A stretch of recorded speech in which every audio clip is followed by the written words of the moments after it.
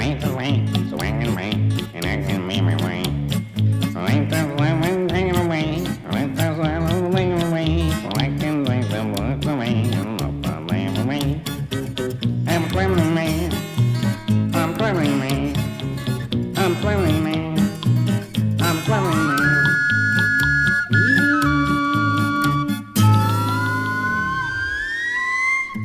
You ain't the same forever came, and after that I'm away. And I will sing forever way, and I've been dreaming away. But I can make them be the same, and I can bring them away. You ain't the way, the man, the way, what I'm saying away. I'm traveling man, I'm traveling man, I'm traveling man, I'm traveling man.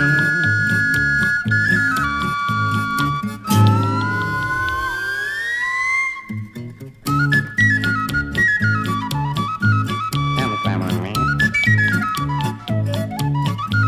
I'm traveling man.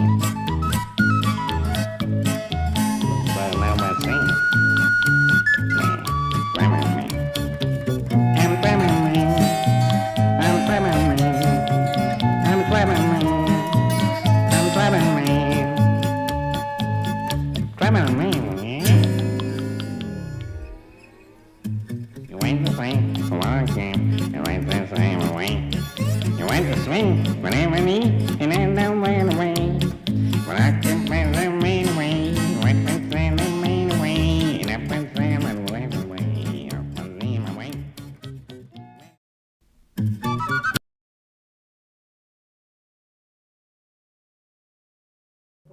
We are live.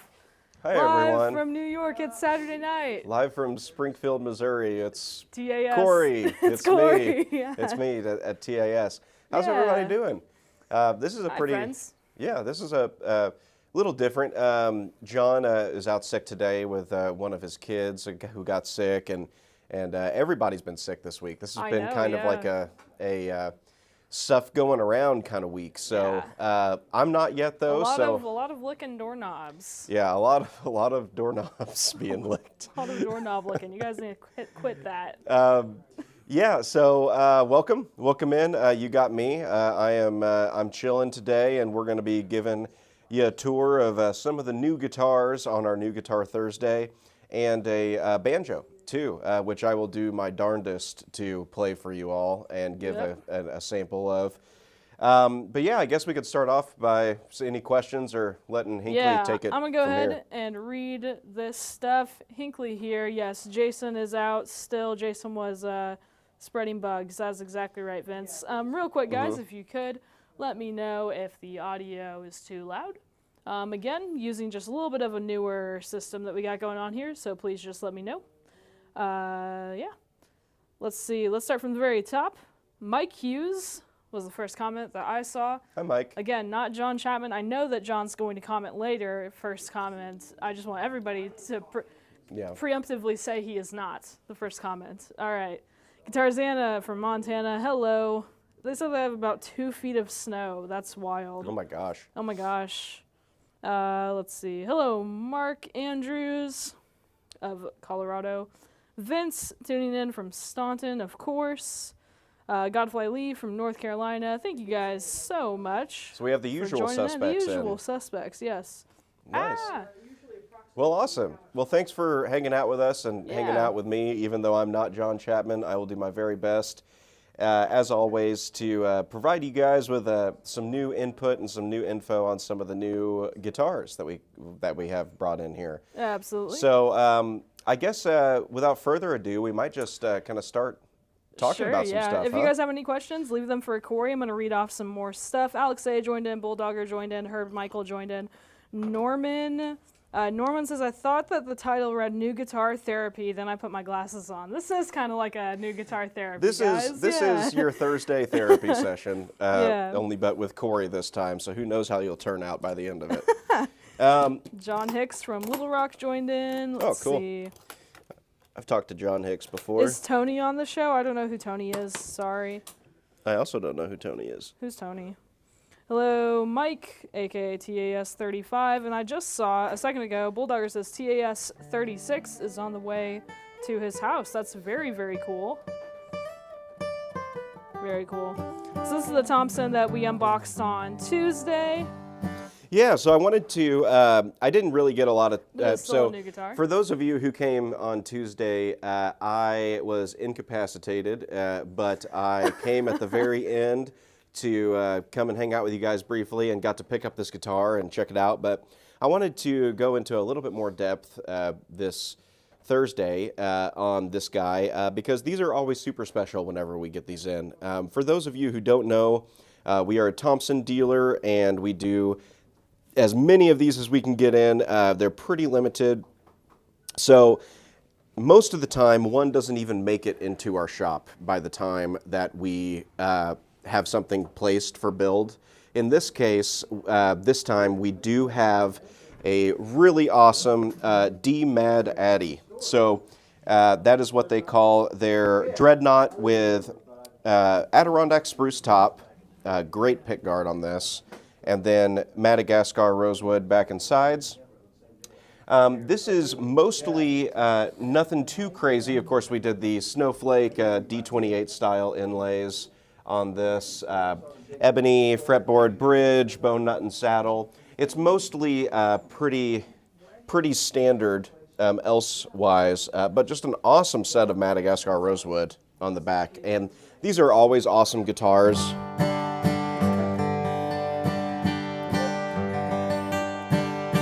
So I'm going to play this a little bit because I haven't had much of a chance with it yet.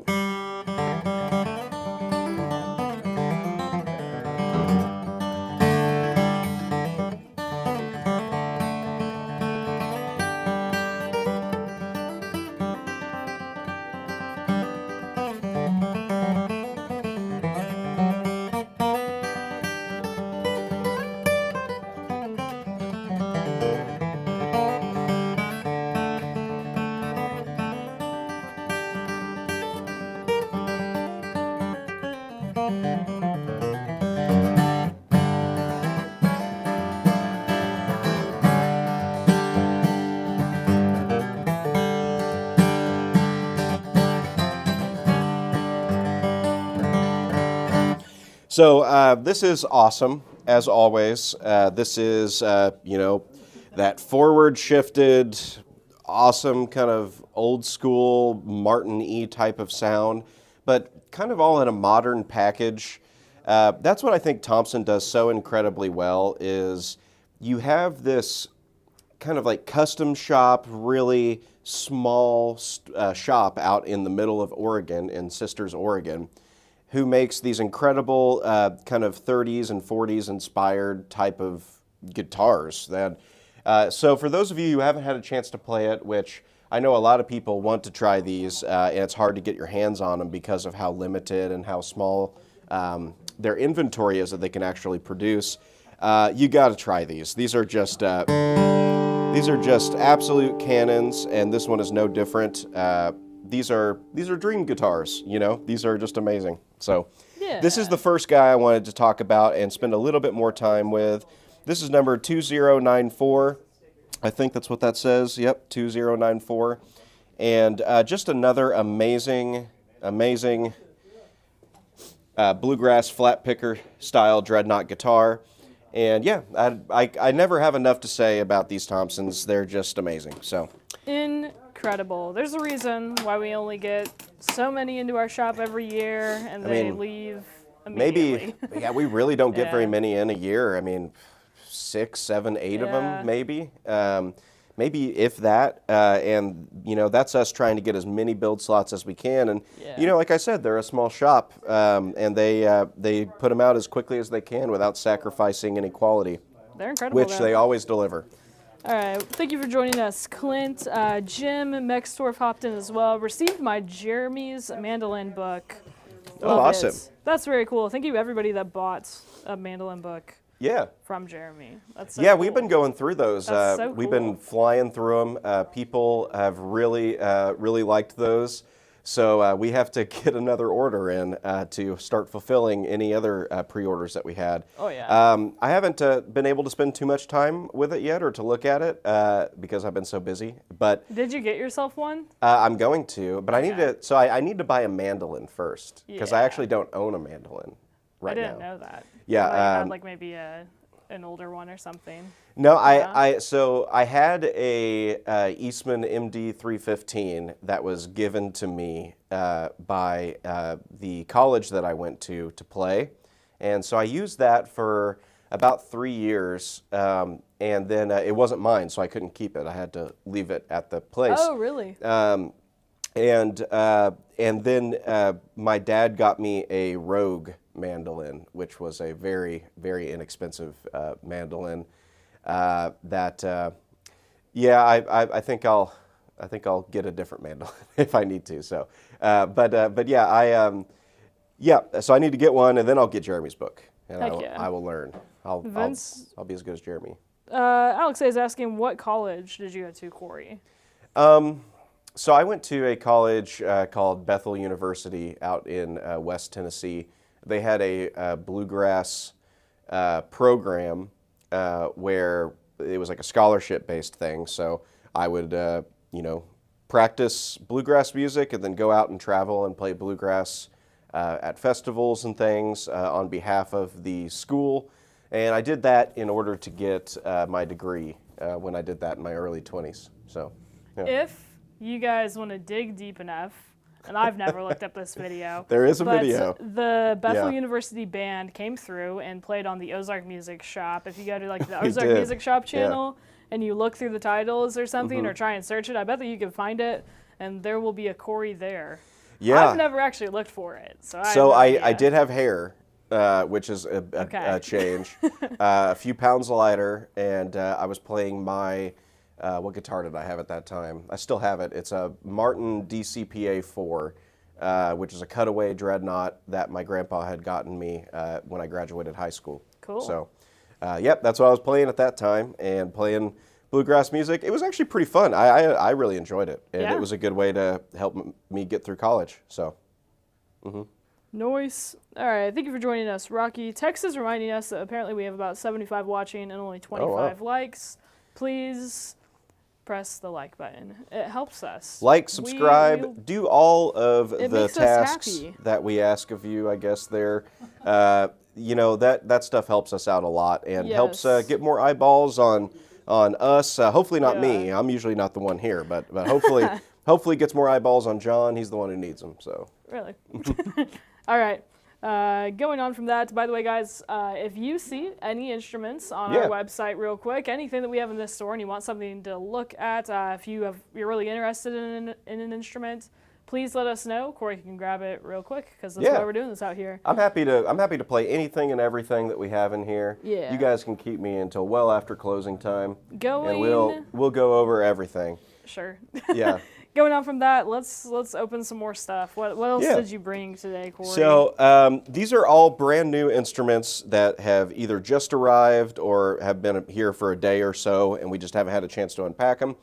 I have a suspicion that these Bedells here that I'm going to open up for you are going to be ones that we had from NAMM. I think that you are correct. But we're going to take a quick look at this guy. I do not know what Okay. this is. These are literally just unboxed, so they are going to be in that plastic. We just got them. This has the TAS card from Bedell that was at the show, Nice. so this one is from NAMM. Oh, yeah. A quick question that I just saw here. A fellow named John, not Mr. John Chapman, but a different one, is asking, Corey, what kind of guitar case, other than a leather-bound wood frame, would you suggest for a higher-end custom guitar? And roughly what kind of price should be expected? So they're looking for a good case, other than leather, I guess, for a higher-end guitar. Yeah, would you sure. recommend? Well, it depends. Is the answer, I guess. But I'll give you a few options.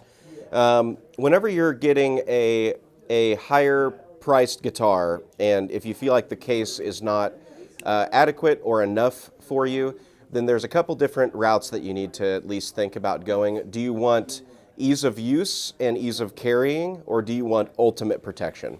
It's kind of almost the same way that you think about getting a case for your phone.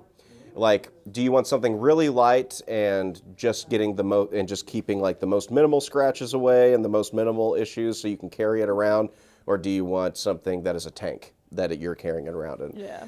The overall best case for protection that there is on the market that I've ever seen is the Calton cases. They are very expensive. I think they're upwards of almost $2,000 for a case, but you could run it over with a car and it would be totally fine, most likely. So, you know, your mileage may vary there. No pun intended. Yeah. The next case that I just saw at NAMM that I think is really awesome, and we're going to be getting some of those in soon, is the new TKL carbon fiber cases. The Voyager? The Voyager, yeah. ones? So those are really, really good. They are an all carbon fiber case, and I think that they are somewhere between $800 to $1,000. They weigh about 8 pounds. They're super light, and the ones that we are going to be having coming in also have this really neat thing, which is essentially kind of like a biometric scanner that you can use to lock your case. So kind of like if you have like a Google Pixel phone or something, or a Android, you put your finger or your thumb on the phone to open it up. That's kind of what this is going to have. Really, really cool. They are not going to be quite as protective as something like the Calton is, and as far as like overall, you know, just amazing, you know, you just don't have to worry about it at all. You could run it over. This is going to be more of like a lightweight, extremely durable carbon fiber case. Excited to test the durability. Yeah, we'll be getting those in soon, and should hopefully do some videos. I put some good weight on one at the NAMM show. I put all of my weight on the top. It did flex a little bit, but it wasn't enough to scare me. So, and they were really good cases, really solid. Nice. And then going on real quick, we will get to requests as soon as possible because we have one for an Eastman and a Breedlove. Eric, if you could tell us exactly what Breedlove organ you're talking about, like if you could tell me the finish, that would help us a little bit more to get you exactly which one you're talking about. But yes, we can get to those requests in just a moment. And then Jamie was asking if they have some colors, and John answered they do have colors. So there we go. What did you grab? This one here? Yes, what do you have there? So this is a, let's see here, the 14 fret parlor, Adirondack, and Indian rosewood. So this one is kind of special. It is a 14 fret fireside parlor, which is really cool. This one is Adirondack spruce on the top with the sunburst here, which I love and we love. We've gotten a lot of the 1964 versions of these in the past, and really awesome sunburst. And then we have East Indian rosewood, really beautiful East Indian rosewood on the back here, nice streaking. This one is maple bound and a 14 fret instead of a 12 fret, which these typically are a 12 fret, so I believe. So these are pretty sweet.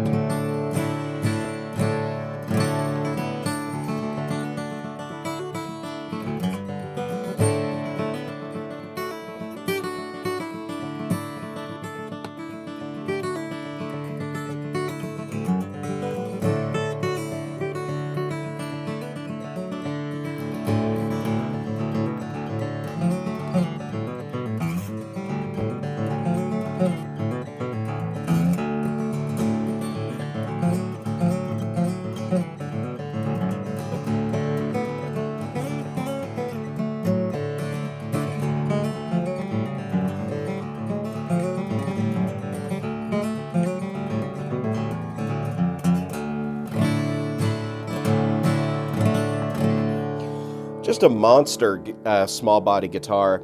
What's so cool about these is because of the way they're designed and their tone frequencying and everything that Bedell puts into these to make them as, I guess, like big and full sounding as a small body can be, their tone frequencying that they do is just unbelievable. Sound optimization. Sound optimization. Yeah. That they do.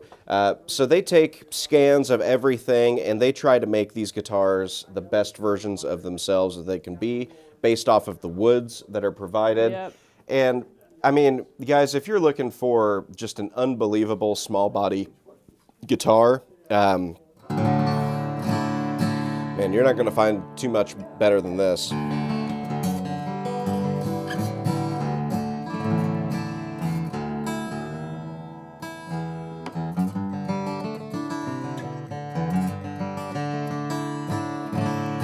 Oh yeah. So they do an absolutely incredible job.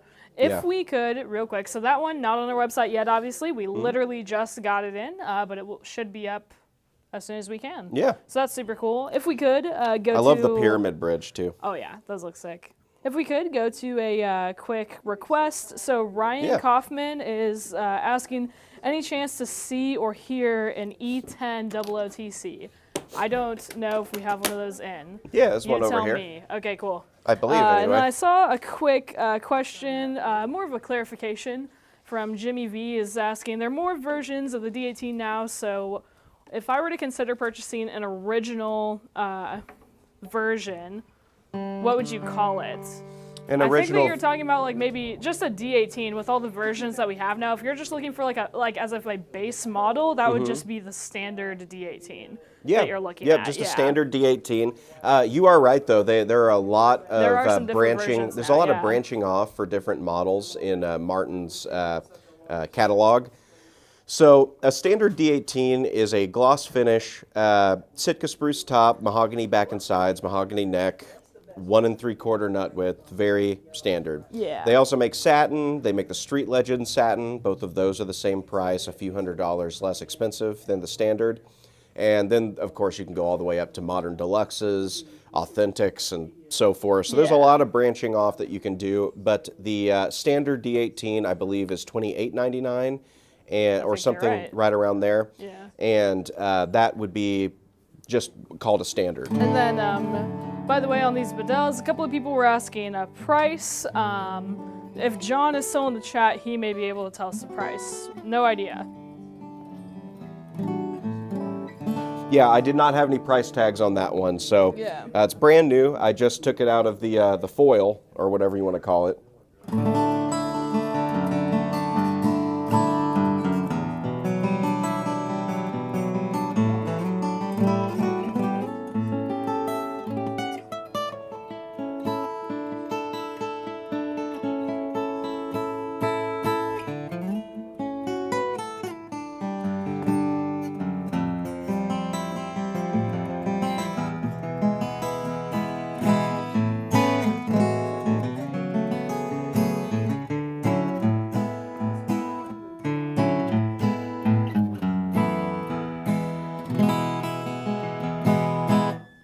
So this is the E1000 TC.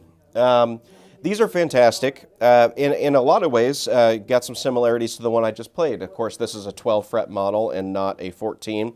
But you have the ebony bridge, ebony fretboard, you have a bone nut and saddle, ebony bridge pins. I love the pyramid bridge that they put here. I always thought those were really cool. And a slot headstock, which is a aesthetic choice and one that I like quite a bit. Now with these, they have a little bit bigger of a neck and nut width than is standard for the other Eastmans. These are a 1 13/16 nut width, a little bit of a deeper and fuller neck feel. Not one that I find uncomfortable by any means. I actually find it quite comfortable. But it's situated kind of in that 1 3/4 to 1 7/8, right in between there in overall feel.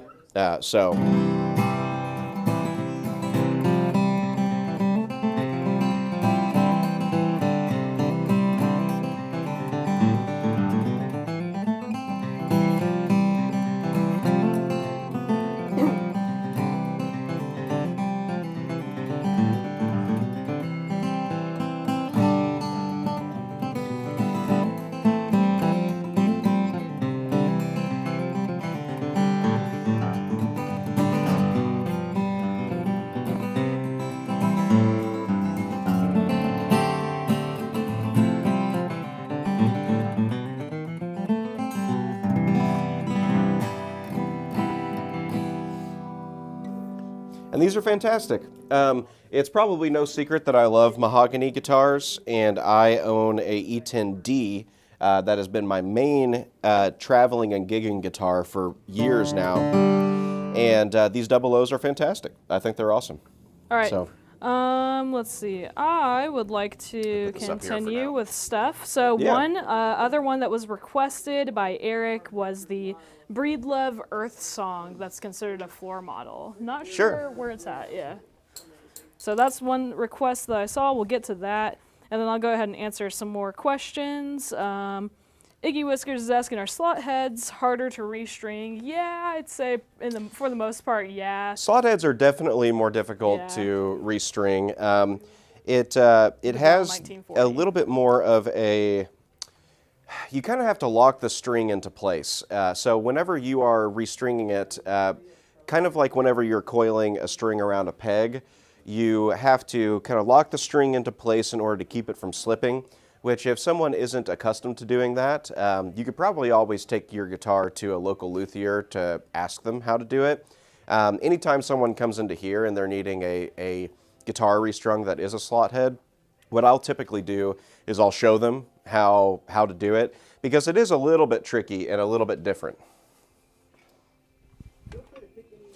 It only takes a couple extra minutes, though. It's nothing too bad. Your mom also was in the chat, Corey. Of course she said was. Hi. Yeah, I know her. I know how she works. All right, so this is the Breedlove Earth Song.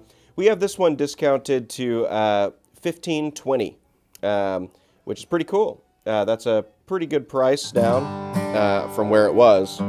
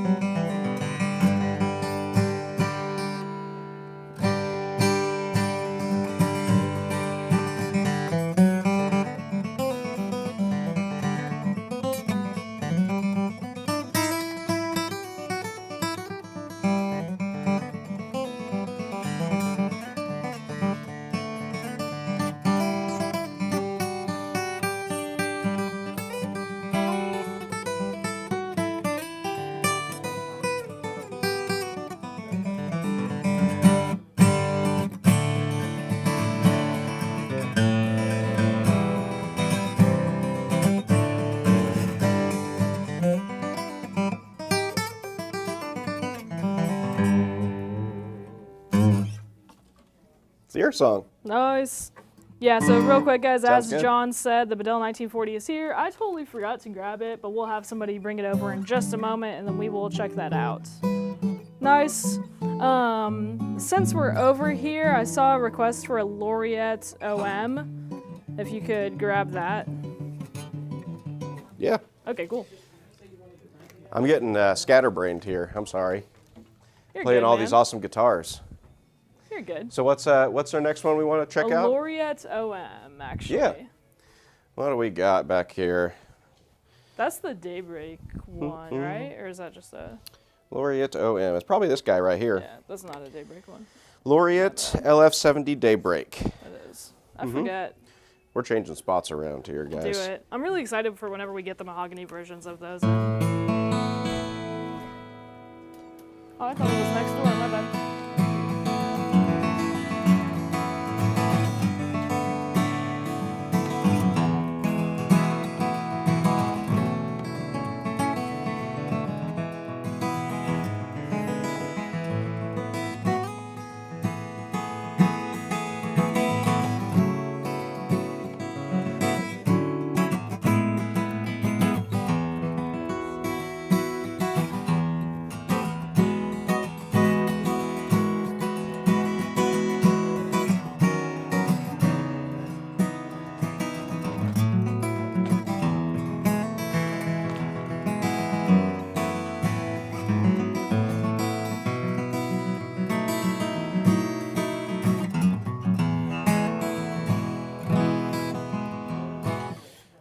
These are so good. guys. If you are not familiar with Alvarez Laureates, the LF70E, highly recommend these. They have so much presence and warmth and articulation. Alvarez is doing some really awesome stuff, and if you aren't familiar with them, highly recommend checking these out. They're really good. This would be a first stop for me to come and take a look at if I were getting a new OM guitar. The LF70 is right around that, just under $1,500 with an LR Bags element installed. Pretty amazing. Yeah, these are awesome sounding. Incredible. All right, so now I do have the 1940. Oh, cool. We have this now? Whenever you're ready, yeah. So this is actually the first time that these folks are seeing the pick guard. Yeah. With it on. So we put this pick guard on. In particular, John did. And John, yesterday I was eating lunch over in the conference room, and he was in his office. He was playing this, and he's like, Corey! He yells or something at me, and he's like, you gotta play this guitar now. It's got the pick guard on it. Everything's awesome now. And I was like, oh yeah. It is funny how a pick guard on a guitar, or lack thereof, can completely change your whole kind of idea and approach to how you play something. Is that strange to say? I don't know. Like, if you add a pick guard and suddenly you feel completely different about the guitar. And I already loved it. I thought it was amazing. But now it feels right for some reason. I get you.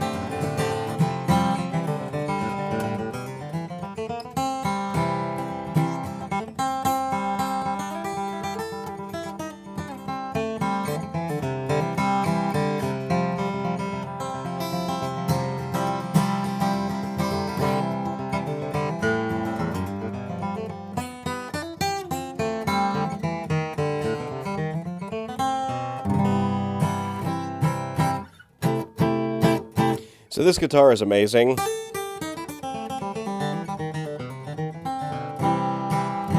In every way. If for those of you who aren't aware of this whole situation, I guess I'll start from the beginning a little bit here. We have John has a 1940 D18, and it is real amazing sounding, a little bit rough looking. It's had a lot of stuff done to it, good and bad. And he decided to take it up to Bedell and work with them to work on this project where he has, he said, you know, use your tone optimization if you can to measure everything about the guitar that you possibly can and create this awesome instrument. So that's what they did. They took scans of the thickness of everything of John's 1940 D18 and made a guitar out of it. What I think is really cool is John's back and sides of his guitar are, to put it nicely, very dark and a little rough. But what they did is they made kind of a darker stain for the back, for the mahogany, to kind of match what his guitar looks like after all the shellac and all the other things that happened to that guitar. And then we did Evo frets on these. This particular one, I believe, is a 1 3/4 inch nut width, although John's is 1 11/16.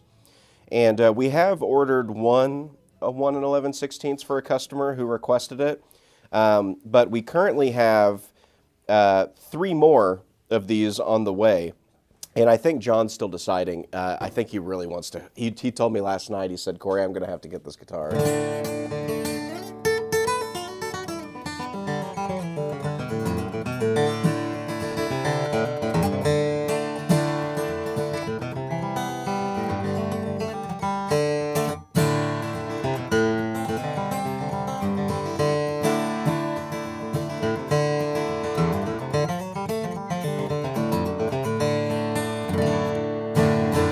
There's something about the roundedness of the notes, the articulation, because this is rear shifted like John's 1940 D18 is. There's a note articulation and like an immediacy to the notes that is really, really awesome. It's so good.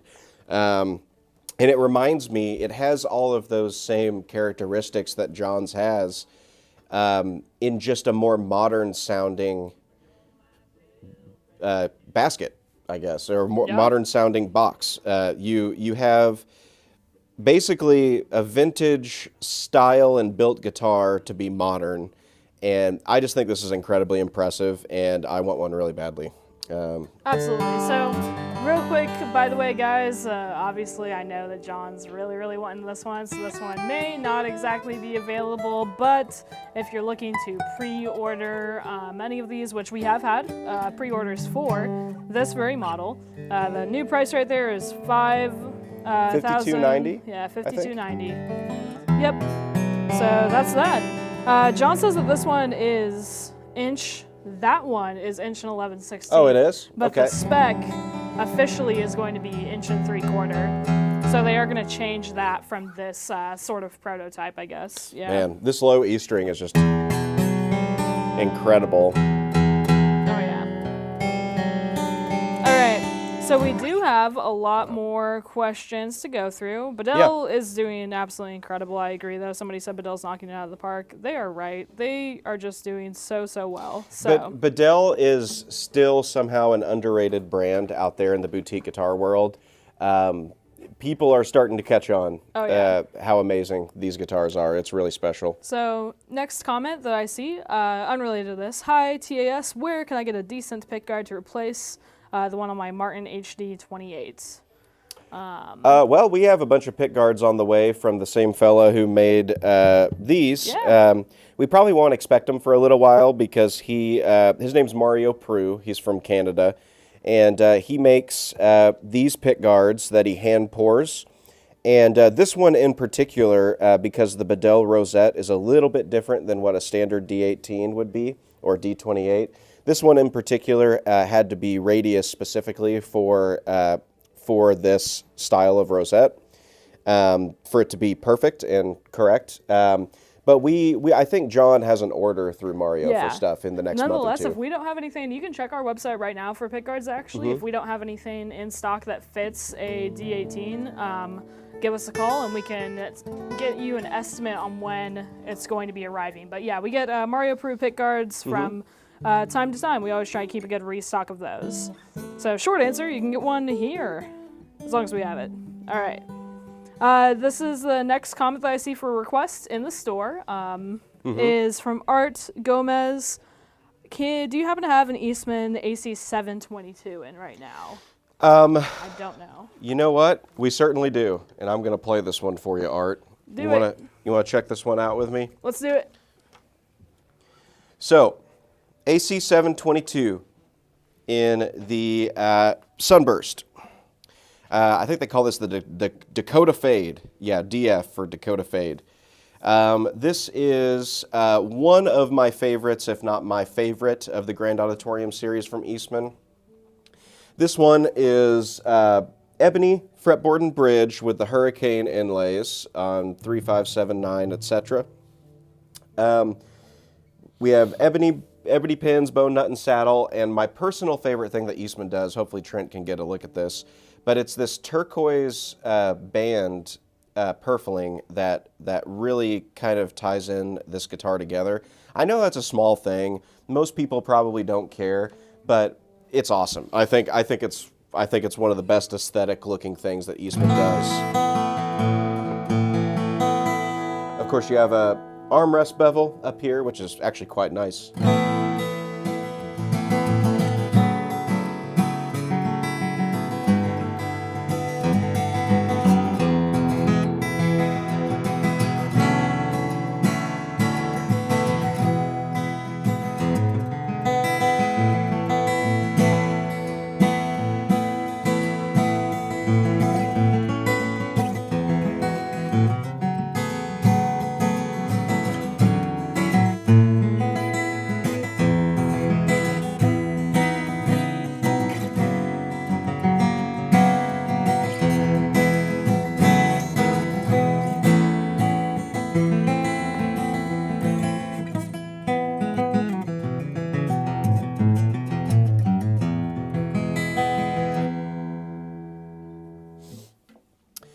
Yep, these are fantastic. Absolutely awesome. I think these are, how much are these again? I don't remember. They are $19.99 Nice. and 99 cents. Incredible. All right, we need to go on to the new stuff in. Yeah, I gotta get out of here, guys. we go onward. I got stuff to film or stuff to edit. We got so much stuff to show you guys. It would take us Clint's- 3 hours Yeah. to go through everything Oh, yeah. that we got in. Clint But- was asking which, where was it? Do you have a pick guard for the LX1E? I have no idea. Mario can make custom pick guards though. So again, give us a call. We can see what he can do. Yeah, just let us know. That might be the easiest way to go about that. Do we have any new mandolins? We do not have any new mandolins. And then Kyle Bell was asking what's the case on the 1940. If you could, actually, real quick, Trent, I think it's actually this exact same It's case. actually the same. This is a case but for an not in OM. Yeah. This is an OM case here, but it's actually the exact same as the one that is with the Bedell 1940. So it's a highly nice case. It's super, super nice. What's really cool about this, and I don't know if you all are aware, which you may be, but this in particular guitar is unbelievable Brazilian rosewood. Oh my gosh. That looks amazing. It's very hard to see on the camera, honestly, but we will get, really Oh my good goodness. pictures. That is awesome looking Brazilian, guys. But what's really, really special is Bedell has all of this Brazilian completely legally sourced. They have all of this paperwork here that shows you that it is legal and done in the right way. So it is legal papered Brazilian. Really cool.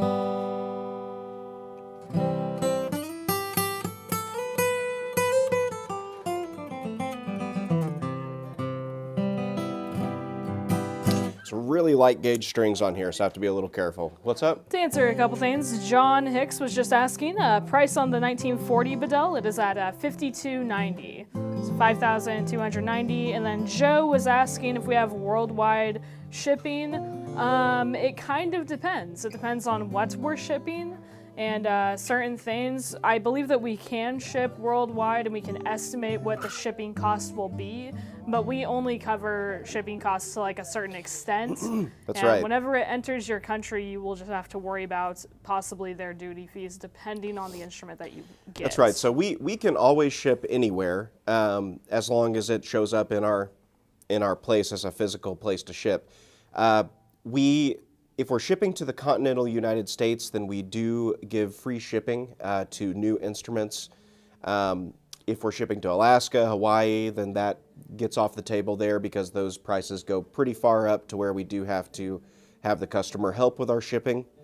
If we're shipping outside of the country, excuse me, if we're shipping outside of the country, then typically we do have to charge shipping for that. And we can get really good quotes for you. You just have to get us an address to kind of calculate that. He was for you. asking specifically Brazilian to Germany. I have we can calculate it based off of like your address. So you'll just have to contact us with Yeah. your address. And for the Brazilian question, I mean, if it's a Bedell, we have the papers for that. I have no idea, honestly, how difficult or easy it Yeah. can be to ship a Brazilian guitar. But we are always willing to work with you and at least try. Yeah, exactly what Hinckley said. That process is one that we would just have to go through. It's unique to you as an individual, so we would kind of have to go through it and make sure all of our ducks are in a row. But if you had any questions about that, my best advice would be just give us a call at 417-720-1223. And me, Dawson, Jonas, Austin, any of us here are happy to help. So Yeah. This is a great sounding guitar. And absolutely gorgeous Brazilian rosewood. That is amazing. I think, anyway. That looks super awesome. Oh, yeah, that's a better view of it right there, yeah. But Did we'll you? have to, yeah. Yeah, it's hard to see. Because of the lights and the colors, yeah, it's going to be a little bit hard to see, but It's we'll very get dark. some great pictures of it later, It's yeah. very dark and dreamy and purpley It looks and all that insane. stuff. Oh, yeah. Yeah, it's awesome. All right. And then what are we going to talk about next, Tinkley? We got a banjo? Yeah, let's go ahead and go to the Deering. I think that this might also be something that we saw at NAMM, but I have no idea. So with these, this is, going to be the part where if you guys want to hear some bad banjo playing, stick around. If you don't want to hear some bad banjo playing, then you're welcome to leave at this point. I'm not advocating it, but... So which one is this? Do you know? So this is the Deering Sierra. This is a custom. Okay. So these are pretty sweet. It's an 11-inch top here, medium frosted crown. This one is a custom. It's got some really awesome maple back and sides here, and awesome maple neck. And like I said, I am not much of a banjo player, but I'm going to try to. I'm going to try to do it if everybody will stick with me here for this. You got it.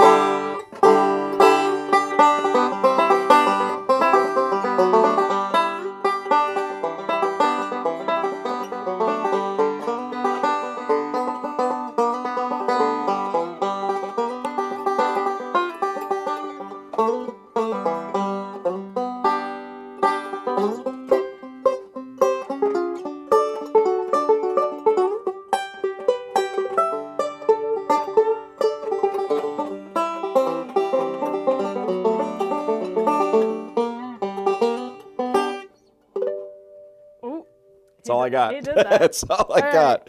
But these are super impressive. If you guys have not played these, they sound fantastic in the right hands.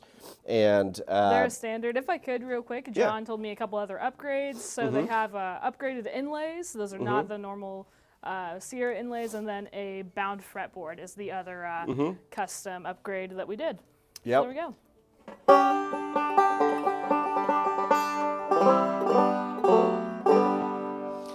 That's all you're going to get from me on this one, folks. I need to get my own banjo and practice is what I need to do. Yep. This one does have the Deering Smile 5/8 bridge and front and back bound here on the resonator. So Yeah. super A couple great more looking banjo and questions. awesome sounding too. Oh, yeah. A couple more questions I saw. Robert Chesterton says he's getting his E6 LG tomorrow. Absolutely can't wait. Congratulations. Oh, hey, I'm excited on that. for you, Yeah. Robert. Those are pretty cool. He's asking, do you have one to play to put him through the paces? I don't think that we have one here at all. I might, You actually. might? Yeah. Okay. If we have a second, let me grab this for Okay, check it out. Robert. I'm going to try and read some other stuff. What does it cost entry to order a custom shop from Deering? That is a John question, and I have no idea, honestly. I don't know exactly what they can custom. I don't, obviously. Okay, Trent's got you doing a barrel roll real quick. Do you know what the entry cost kind of is for custom shop Deering stuff? I do not offhand. I think I don't know what models I they think do the Sierra is customize, around yeah. 3,000 something for this guy. So we'll have to get with. Yeah. We'll have to get everything up online. But finally, here, guys. I hope that this is the one that Robert was talking about. Yeah, the LG. So this is the E6 LG SS TCSB. So that's a mouthful. This is mahogany, Sitka spruce. Of course, we've got the LG style. I love LGs. I actually have an old Gibson one, and I think these are pretty sweet.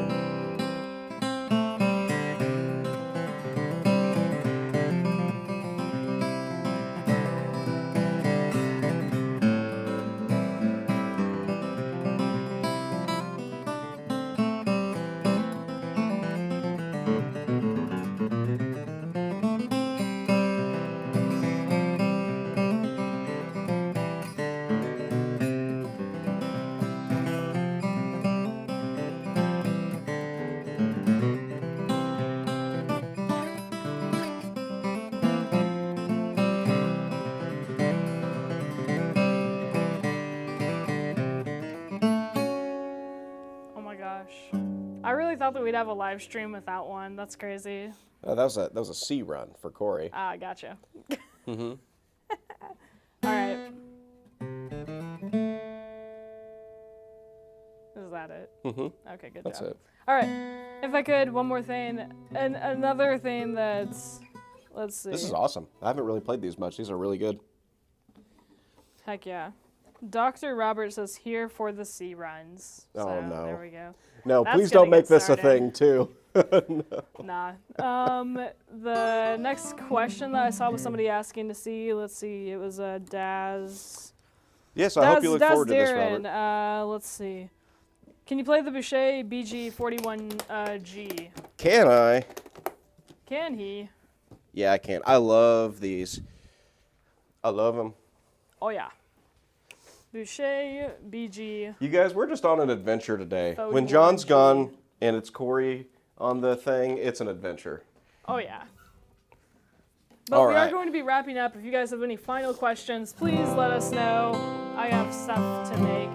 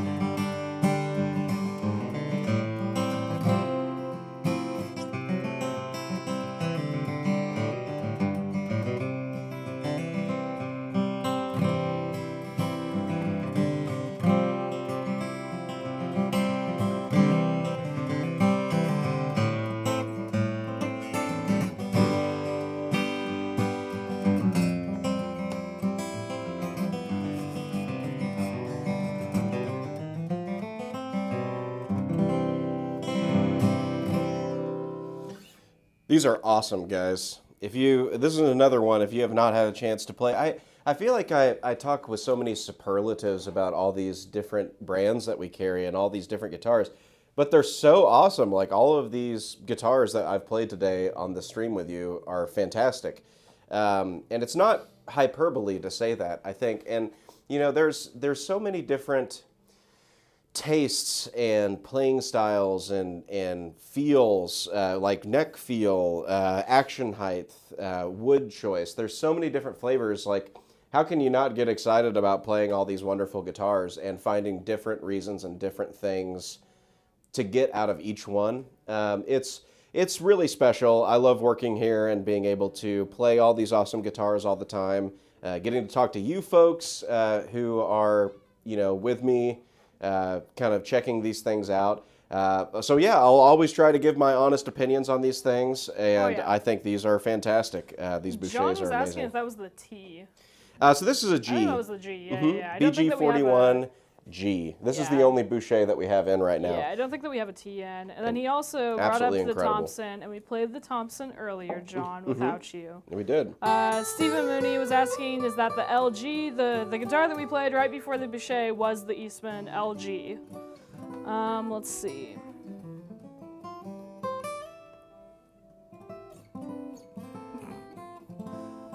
Let's see.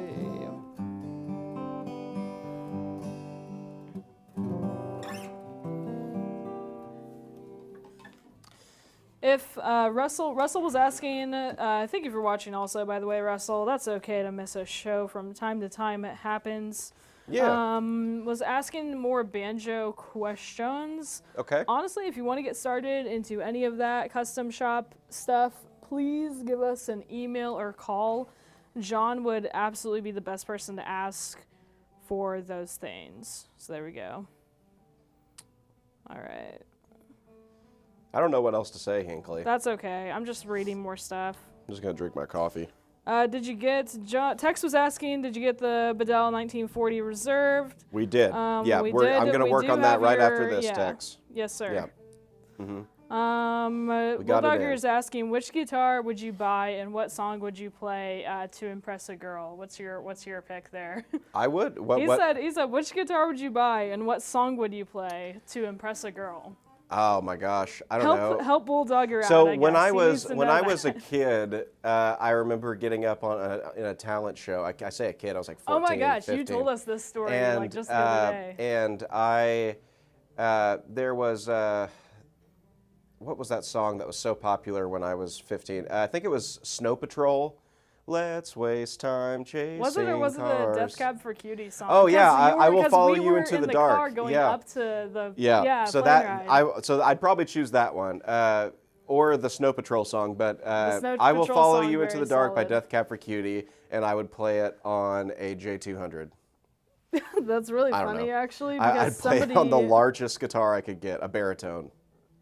Okay. No, I'd play it on a The parlor. largest guitar on a parlor. That's really funny. Yeah. All right. Corey, how do the Eastman LGs compare to an Adkin 47 LG as far as sound?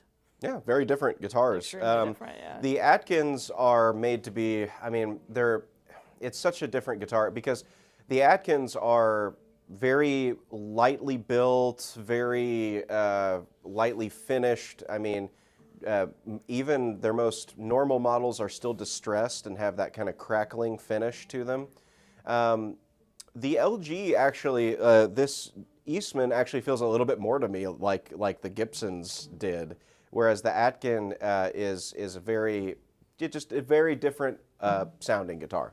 It's hard to play them both back to back and see the same thing out of it. All right, so this is an interesting question real quick. Curious to hear your thoughts about it, and then we're probably going to get on out of here.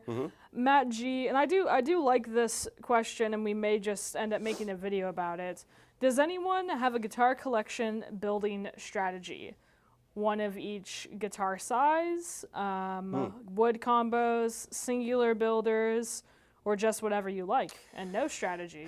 Yeah, you know, That's an interesting question to it's a pose. super interesting Yeah. question. So what it makes me think of is all the guitars that I have right now, and they're all dreadnoughts. So what has been your strategy? Yeah. Except for the LG3 that I have. It's a 54 LG3 Gibson, which I really like. It's got some issues, so I don't play it much.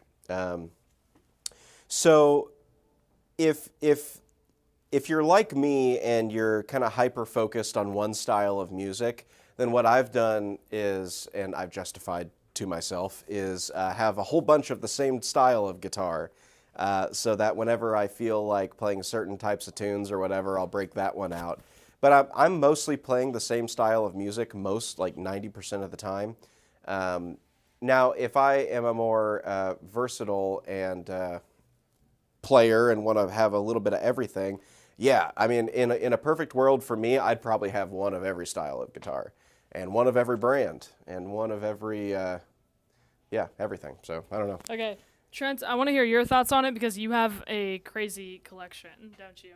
What was your strategy? Kind of like, did you decide body styles, wood combos? Did you have a strategy when building your collection, or did you just go with whatever sounded well? Whatever sounded well and whatever like caught my eye, I guess, because I have a lot of dreadnoughts. Yeah. And yeah, it's just when everyone speaks to you, you should go for it. I think. Yeah. I There mean, we go. at the end of the day, I mean, you could have 40 dreadnoughts, and they're all going to have a different song in them, you know? That's kind of how I feel about guitars, is that, you know, somebody, like Vince Gill, right? He's got like all these awesome old D18s and D28s and all that stuff. And I remember watching a video where he was talking about how this guitar needed these types of strings to fulfill the way he wanted that guitar to sound, but this guitar had the different type of song in it. And I was like, that's pretty interesting. I kind of like that thought process, which is like every guitar is kind of its own journey and its own, and there is no destination, if that makes sense, with every guitar. You're kind of always playing with it and trying to find the right songs that are in it. And so All right. I don't know if that makes sense, but yes. On that note, and thank you for that question, I'm going to end this stream. Thank you, everybody, for joining. Thank you for sharing your thoughts on how you guys have been purchasing guitars. You know, Tex put in here that he's getting kind of like heirloom guitars for his family. Let's see.